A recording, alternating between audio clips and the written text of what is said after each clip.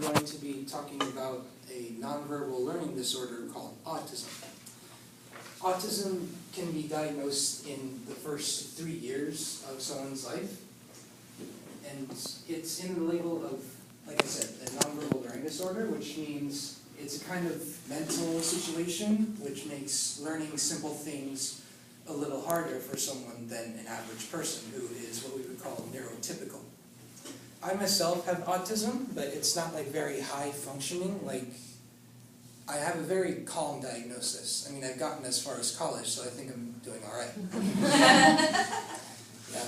So I was diagnosed with it at 7, and since then I was doing okay. Like, I was from age pretty much 0 to 6, I was very neurotypical. But then with the diagnosis, school got a lot more difficult, because my parents had to think about things like special ed and what classes I had trouble with, especially math, which to this day haunts me.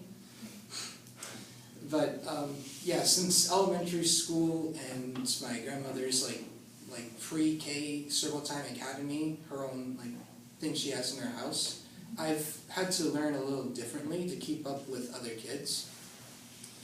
I think what's part of my diagnosis is that I have a more visual mind. Like, if I see things, I can interpret them a lot more clearly. I can connect more dots.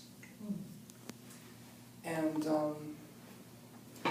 yeah, it's not so difficult to live with. There have been a lot of famous people who have been thought of as having autism. Albert Einstein, for one example, one of the greatest contributions to physics and science.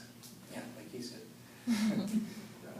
was, to this day we think he has autism, and that didn't seem to hold him back. And it doesn't really hold me back either. What I don't think people get so much is that it's not such a severe case as Sheldon from the Big Bang Theory or Rain Man makes it. I mean, there's definitely some sort of symptoms where you're always tapping your foot even when you're in your seat, or a lot of the cases, you're just in your chair and you're rocking back and forth because it's like a calming motion.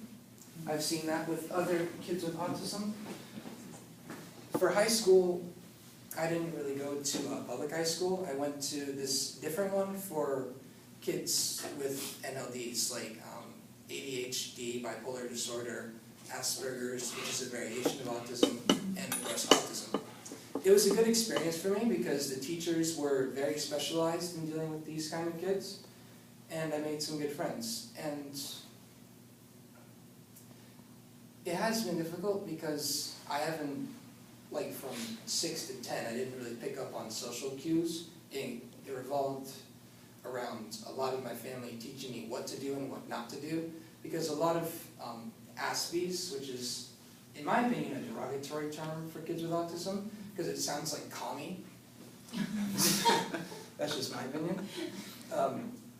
Some downsides are that we can be a little more honest than people think we should be. Like, let's say I'm with my aunt in a clothing store, and she's asking me, does this dress make me look fat?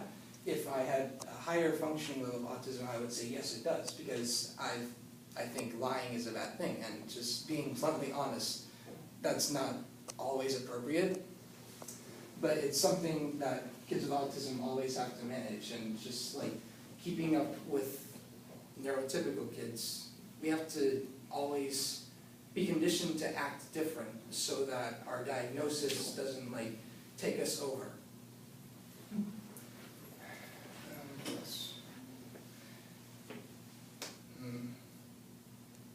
Yeah, it's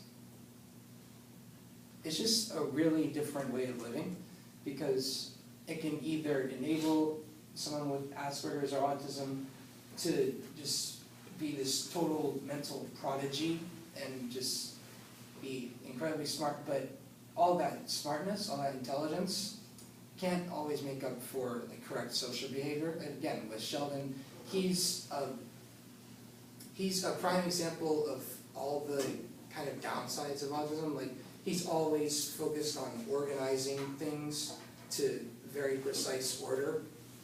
That's pretty much a stereotype. Not all autistic kids are like that.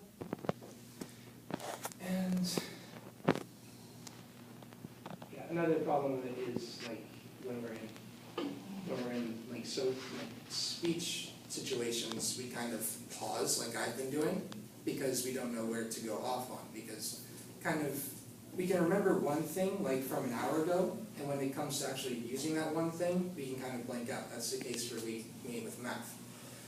So there are benefits and there are disadvantages, like any other kind of, like any person has. I mean, NLDs are just like one kind of faction of ways of thinking, but they require more attention so that we can be more integrated in with the rest of people with, that are, what is the word I just used, neurotypical.